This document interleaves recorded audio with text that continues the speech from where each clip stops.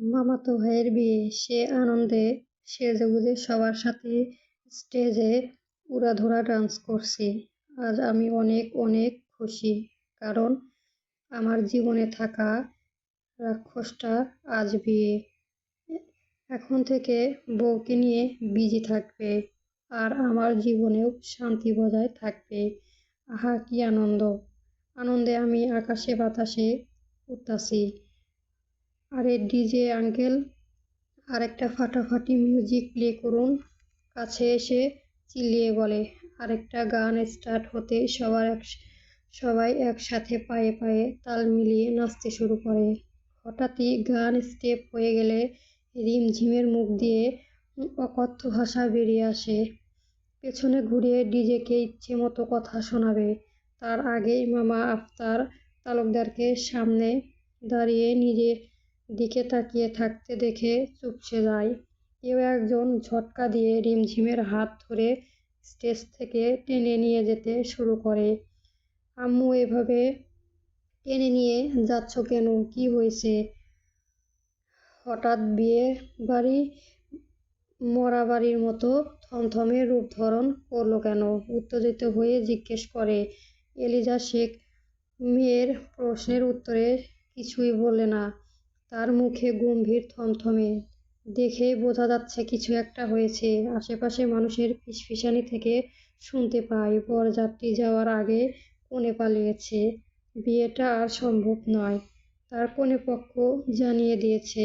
কথাটা রিমঝিমের কাছে অবিশ্বাস্য শোনালো, কারণ প্রিয়া আর সৃজন একে অপরকে অনেক ভালোবাসে। তাদের 3 বছরের সম্পর্ক। ভালোবেসেই তারা এই বিয়ে করছে, তা সৃজন জানিয়েছিল। তাদের সম্পর্কের আফতার তালুকদার আর নাজমা তালুকদার সম্মতি দিয়েছেন। আজকে তাদের বিয়ে কার্য সম্পূর্ণ হওয়ার কথা, কিন্তু প্রিয়া পালিয়ে যাওয়ার ব্যাপারটা রিমঝিমের মাথায় ঢুকছে না। এটা কিভাবে হতে পারে? যেখানে মেয়েটা চোখে মুখে স্পষ্ট দেখিয়েছিল নিজের বিয়ে আনন্দ, সেটাকে মিথ্যে প্রমাণিত করে কোথায় গেল?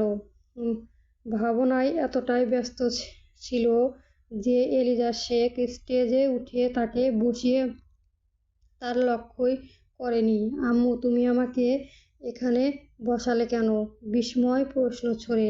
এখানে কারা বসে? এলিজা শেখ। কারা আবার? বর কনে? কনে কোথায়? পালিয়ে গেছে। রাইট। তুমি এখানে বসেছো মানেই তুমি এখন কনে। আর আম্মু, তো তুমি আমার সাথে মজা করছো তাই না? একদম না। তোমার সাথেই সৃজনের বিয়ে হবে আজ। কথাটা কানে আসতেই ততক্ষণা সোফায় সেরে উঠে দাঁড়ায়। ভয়ে পেছাতে পেছাতে ঘন ঘন শ্বাস ফেলতে শুরু করে। না আ আ না আ আ অতকৃত হয়। আম্মু প্লিজ না। তুমি তো জানোই ভাইকে আমি কতটা ভয় করি। আর তার সাথে আমি সারা জীবন কিভাবে কাটাবো? আমি এই বিয়ে করতে চাই না, প্লিজ। করুণার সুরে। তোমার মামা আর আমি অনেক ভেবেচিন্তে সিদ্ধান্ত নিয়েছি, আর আমরা আমাদের সিদ্ধান্তের অটুট। আর তাছাড়া সৃজনও এই বিয়েতে রাজি। আর তোমার না করাতে এতে কিছু যায় আসে না। এলিজা শেখ কাট গলায় জানিয়ে দেয়। কেন যেন বোঝে আমার সিংহের গুহায় রাখা বস্ত করেছে। কান্নায় মিশ্রিত কণ্ঠে। তুই সৃজনকে কেন এত অপছন্দ করিস, ভয় পাস, এটাই আজ অবধি বুঝতে পারলাম না। ছেলেটা কত ভালো একজন হার্ট সার্জন ডক্টর। তুই অবশ্যই তার সাথে হ্যাপি থাকবি। হ্যাঁ, তুমি তো ভালোই বলবেই। তোমার ব্রেন ওয়াশ করেছে তাই না? হিটলার মনে মনে ডক্টর সৃজন তালুকদার শুধু সুস্থ মানুষকেই হার্টের চিকিৎসা করে না, সুস্থ মানুষের হার্ট অ্যাটাক করিয়ে দেয়। তোর কাছে আরো কত বাহানা শুনবো? ছেলেবেলায় সৃজন রিমঝিমকে ভালোবাসলেও কোনো এক জানা কারণে দিনে দিনে তার পরিবর্তন হয়। সবসময় শাসন করত, বকাবকি করত, এমনকি কখনো কখনো গায়েও হাত তুলত। এই কারণগুলোর জন্য রিমঝিম সৃজনকে অনেক ভয় পেত, কিন্তু তার থেকেও বেশি অপছন্দ করত নিজের বাড়িতে থাকলেও সবসময় ভয়ে ভয়ে থাকতো। এই বুঝি সৃজন ভাইয়া আসে, আর এসেই বকাবকি শাসন শুরু করে দেয়। রিমঝিমের কাছে জীবনটা হয়েছিল নরক যন্ত্রণায়। 1 মাস আগে এক ঘটনা। রিমঝিম সবে ইন্টার প্রথম বর্ষের স্টুডেন্ট। প্রতিদিন কলেজে যাওয়া এবং আসার সময় কলেজের গেট থেকে একটু দূরে একটা ছেলেকে দেখতে পেত। ছেলেটা দেখতে মোটামুটি হ্যান্ডসাম, সবসময় গাড়িতে হেলান দিয়ে দাঁড়িয়ে থাকতো, দূর থেকেই রিমঝিমের দিকে তাকিয়ে থাকতো। প্রথম দেখায় রিমঝিম ছেলেটার উপর ক্রাশ খায়। প্রতিদিন প্রার্থনা করত ছেলেটা যেন তাকে প্রপোজ করে। একদিন হলেও তাই। ছেলেটা চিঠি লিখে রিমঝিমকে দেয়। রিমঝিম তো মহা খুশি, যেন স্বর্গ হতে পেরেছে। সেই দিন থেকেই প্রেম শুরু হয় দুজনের মাঝে। তবে এই প্রেম 24 ঘন্টাও টেকেনি। পরের দিন সকালে সৃজন হন্তদন্ত করে ফুপির বাড়ি চলে আসে। সৃজন রাগান্বিত মুখ দেখেই এলিজা শেখ বুঝতে পারে তার মেয়ে ভুলভাল কিছু করেছে। কিছু কি হয়েছে জিজ্ঞাসা করলে কোনো উত্তর দেয় না। মেহগনির মোটা চালা কাঠ হাতে নিয়ে রিমঝিমের রুমে চলে যায়। এদিকে এলিজা শেখও কিছু বুঝতে পারে না, শুধু এই একটু বুঝতে পারে বড় কিছু হয়েছে। ঘুমন্ত রিমঝিমকে হ্যাঁচকা টানে এক ঝটকায় বিছানা থেকে নামায়। ততক্ষণে ঘুম ভেঙে সৃজনকে অগ্নিমূত হয়ে দাঁড়িয়ে থাকতে দেখে। ভয়ে শুকনো ঢেক গিলে মুহূর্তেই চালা কাঠ দিয়ে কয়েক ঘা পিঠে বসিয়ে দেয়। ব্যথা গলা ফাটিয়ে আর্তনাদ করতে শুরু করে। এলিজা শেখ দৌড়ে এসে সৃজনকে আটকানোর চেষ্টা করে। কি হয়েছে বাবা? তুমি রিমঝিমকে নাম রিমঝিম হলেও সংক্ষেপে সবাই রিম বলে ডাকে। মারছো কেন? সৃজন রাগে থরথর করে কাঁপছে। হাতে কাঠটা দূরে ছুঁড়ে ফেলে।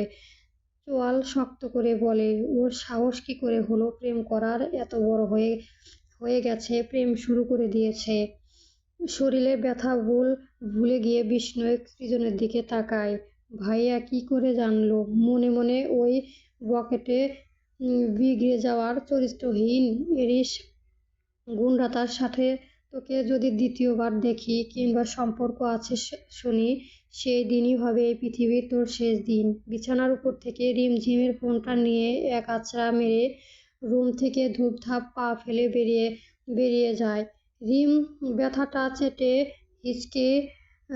হিচকি তুলে তুলে কাঁদছে। হায়রে প্রেম একটা দিনও টিকলো না। এলিজা শেখ রিমের দিকে চোখ গরম করে তাকিয়ে আছে। রিম চোরা চোখে বারবার এদিকে ওদিকে তাকাচ্ছে। অতীতে চালা কাঠের মানে পড়তেই গলা ফাটিয়ে বলতে শুরু করে, আমি এই বিয়ে করব না, আমি এই বিয়ে করব না। আব্বু কোথায়? তুমি বাঁচাও ওই হিটলার থেকে। চোখ বন্ধ করে এক নিঃশ্বাস বলে। চোখ খুলতেই একটু দূরে পকেটে হাত দিয়ে শান্ত দৃষ্টিতে সৃজন নিজের দিকে তাকিয়ে থাকতে দেখে। ভয়ে গলা কণ্ঠস্বর রোধ হয়ে আসে। মুখটা ফ্যাকাশে রূপ ধারণ করে। রায়হান শেখ মেয়ে ডাকে কাছে আসে। আমি জানি মা তুই কেন এত ভয় পাচ্ছিস, তবে আমরা ভেবেচিন্তে তোর বিয়ে সৃজনের সাথে দিচ্ছি। এই বাড়িতে তো তোর মামা আছে, ভয় পাওয়ার দরকার নেই।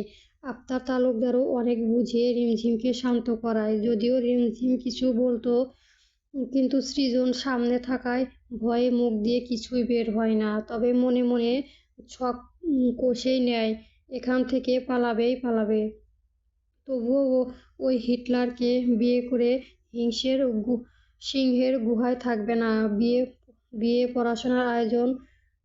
পড়ানোর আয়োজন শুরু হয়। সৃজন উপস্থিত হওয়ার আগেই রিমঝিম ওয়াশরুমের নাম করে চলে আসে। খুশিতে লাফাতে বাড়ির পেছনের দরজার কাছে চলে যায়। এখন এই দরজা দিয়েই বাহিরে বেরিয়ে যাবে, তবে নিজের বাড়ি নয়, কারণ ওখান থেকে আবার ওকে তুলে আনতে 2 মিনিটও লাগবে না। গন্তব্য নতুন বান্ধবীর বাসায় যাবে, যাকে কেউ চেনে না। বিশ্বজয় করার মতোই হাসতে হাসতে দরজা খুলে বাইরে বেরিয়ে আসে। সাবধানে সহিত দরজা বন্ধ করে সামনে তাকাতে হতভম্ব হয়ে যায়। মুখে হাসি গায়ে হলেও ভয়ে চুপসে যায়। সামনেই মোটা লম্বা লাঠির উপর ডান হাত ভর করে সৃজন দাঁড়িয়ে আছে। মুখে রহস্যময় হাসি, চোখে আগুন। কি ভেবেছিস পালিয়ে যাবি? তা তো আমি হতে দেব না, চলবে।